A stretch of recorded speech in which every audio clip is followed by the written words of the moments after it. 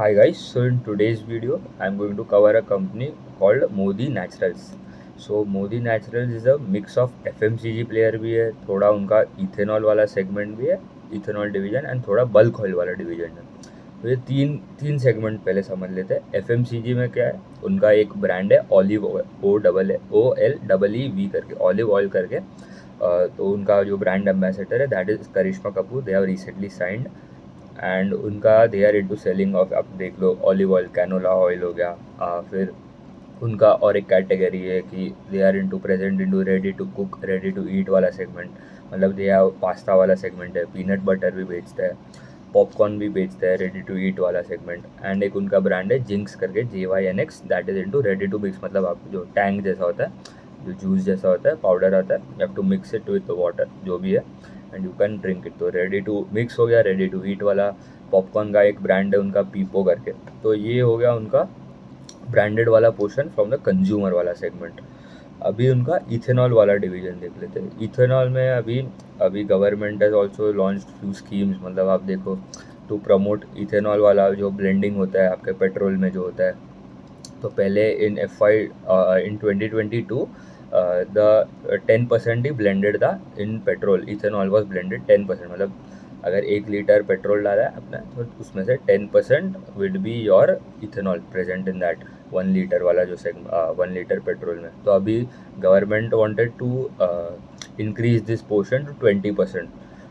तो this would help, मतलब आप देख लो एग्रीकल्चर वाले सेगमेंट में भी हेल्प करेगा थोड़ा। तो अभी 20% कर दिया उन्होंने 2025 में, बाई एंड ऑफ उनको चाहिए 2025 है जो बनाया था स्कीम। तो नाउ द आप डिमांड बढ़ जाएगा इथेनॉल का। तो उनका यही है, मतलब इन 10% था इथेनॉल ब्लेंडिंग पहले, वो 20% होएगा 2025 में। उनका इथेनॉल वाले सेगमेंट में स्पेशली देखूँ तो 130 किलो लीटर्स पर डे का कैपेसिटी है करेंटली। एंड उन्होंने अभी बोला है कि जो नया कैपेसिटी वो बिठाने वाला है इन द Q4 ऑफ FY26, मतलब next year, in the next financial year, in 2026 में वो बिठाने वाला है। तो मतलब यही financial year, we are in to 2026, Q1 of 2026। But हाँ, मतलब Q4 का पहुँचने वाले हैं। तो ये हो गया उनका इथेनॉल वाला डिवीज़न। अभी बल्क ऑयल वाला डिवीज़न समझ लेते हैं।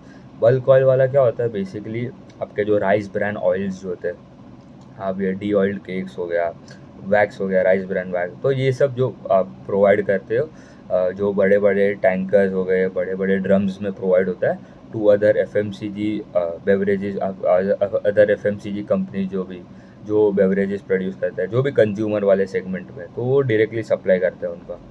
तो पहले अगर देखो ना, तो उनका FY12 में 2013 के आसपास उनका 100% जो पूरा सेल्स आता था that use to come from your bulk oil वाला division, which is a low value added, low margin वाला प्रोडक्ट है। तो वो समझना पड़ेगा, पहले 100% वहाँ से आता है।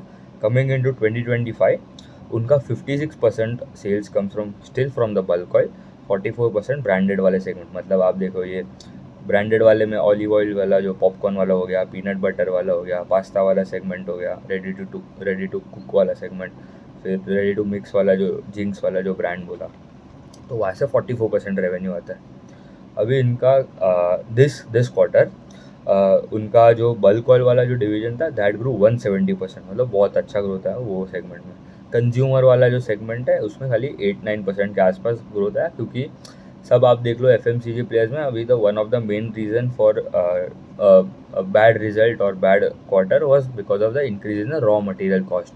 तो आप देख लो पाम ऑयल का प्राइसेस बढ़ गए थे, उनका जो चना, जो बीकाजी हो गया, बेक्टर फूड्स हो गया, ये सब का रिजल्ट है। मतलब पहले जो दे यूज्ड टू ग्रो 20% के आसपास, वो अभी suddenly they are growing at 15%। तो ये प्रॉब्लम हो गया। वरुण बेवरेजेस, मतलब उनका तो अलग ही है थोड़ा सेगमेंट, बट हाँ वहाँ पे भी ग्रोथ स्लो डाउन ही है। तो अभी इनका this quarter the sales grew 71% वाई, मतलब बहुत ही अच्छा ग्रोथ है। Gross profit grew 66%। EBITDA में ग्रोथ तो आप बोलोगे, क्योंकि लास्ट YOY देखो तो पहले लॉस था। This quarter they are reported 13 crore के आसपास का प्रॉफिट, एंड YOY देखो तो पहले था loss of 1.3 crore. PAT was also positive this time, last year YOY was negative. तो this time it was around 7.8 crore का पैट था, last year YOY it was -4 crore. PAT margin stands at 4.4% and EBITDA margin stands at 7.4%. अभी उनका guidance इन Q1 में उन्होंने बोला था कि देयर सेल्स ग्रोथ पूरे साल का FY25 का वुड बी अराउंड 75% YOY। तो उनका टारगेट था टू रीच अराउंड 700 करोड़ के आसपास का सेल्स आना चाहिए था by end of FY25। This quarter उन्होंने गाइडेंस रिवाइज डाउनवर्ड्स किया। मतलब कभी भी कोई कंपनी जब डाउनवर्ड रिवाइज करता है गाइडेंस, इट इज़ बैड, ठीक है। अभी वो भले फिर 75 हो, 75 मतलब 70% का गाइडेंस है उनका, 5% ही रिड्यूस किया, बट हाँ, it always we have to look at an relative matter, ठीक है। मतलब पहले दिया 75, उसके बाद से रहा 70, अगर यही नंबर उन्होंने 60 से 70 ले जाता तो that was good for the company. तो it is always we have to look it on the relatively, देखना पड़ेगा इनको। The direction is very important. But उनका जो EBITDA का गाइडेंस था एंड पैट का गाइडेंस, तो वो तो सेम ही है, बट खाली उन्होंने सेल्स का गाइडेंस कम कर दिया। क्यों डाउनलोड रिवाइज किया? तो one of the reason was that उनका जो पहले तो रीज़न था कि रॉ मटेरियल, ये जो कंज्यूमर वेल वाला सेगमेंट में जो रॉ मटेरियल का प्राइसेस इंक्रीज हो गए, तो बेसिकली उनको थोड़ा प्रॉब्लम हो रहा है। दूसरा है कि उनको push for the branded business जो that began in the H2 of FY25, मतलब थोड़ा लेट उन्होंने स्टार्ट किया टू सेल मोर प्रोडक्ट्स। मतलब आप देखो तो उसका इम्पैक्ट और revenue will be the impact on the revenue will be visible in coming few quarters. मतलब आगे जाके मतलब अभी Q4 नहीं, Q1 ऑफ FY26 में सेल्स वुड बी बेटर। तो उनका ये गाइडेंस था कि थोड़ा प्रॉब्लम होगा, बट नॉट मेजर, बट हाँ 75% से उन्होंने डाउनवर्ड रिवाइज कर दिया अराउंड 70%। तो ये एक था। अभी दूसरा मतलब देखो तो ये सेगमेंट में it is a mix of both. आप देखो इथेनॉल वाला सेगमेंट भी प्रेजेंट है, जो भी मतलब अच्छा ग्रोथ आ रहा है वहाँ पे भी। एंड ये जो कंज्यूमर वाला सेगमेंट, वहाँ पे भी मतलब स्टडी ग्रोथ आने वाला है आगे जाके। They are targeting a steady growth, तो मतलब 70% बहुत ही अच्छा ग्रोथ है उनका। अगर देखूँ तो अगर वैल्यूएशन भी, they are trading around 20 times price to earnings पे ट्रेड हो रहा है। क्योंकि अभी कोई भी कंपनी जब डाउनवर्ड रिवाइज करता है तो market assumed that it would grow 75%। तो market was valuing at them at certain valuation, तो मतलब सर्टन प्राइस टू अर्निंग्स होता है। तो अभी अगर कोई भी कंपनी डाउनवर्ड रिवाइज करता है, that is bad for the company. तो इसलिए मतलब stock is also getting D rated, तो ये देखना पड़ेगा। दूसरा अगर देखूँ तो उनका जो मेनली जो कंज्यूमर वेयर में जो प्रॉब्लम हुआ, that was because of the raw material prices.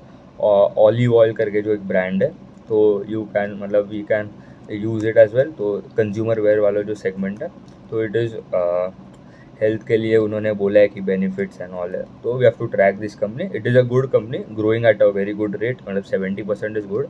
But हाँ, डाउनवर्ड रिवाइज किया इसलिए थोड़ा प्रॉब्लम है। तो अभी we have to wait for the upcoming result as well. We have to track the upcoming result in the Q4 में जो कैसे रिजल्ट आते हैं उनके। ठीक है, उतने रखते हैं। Thank you.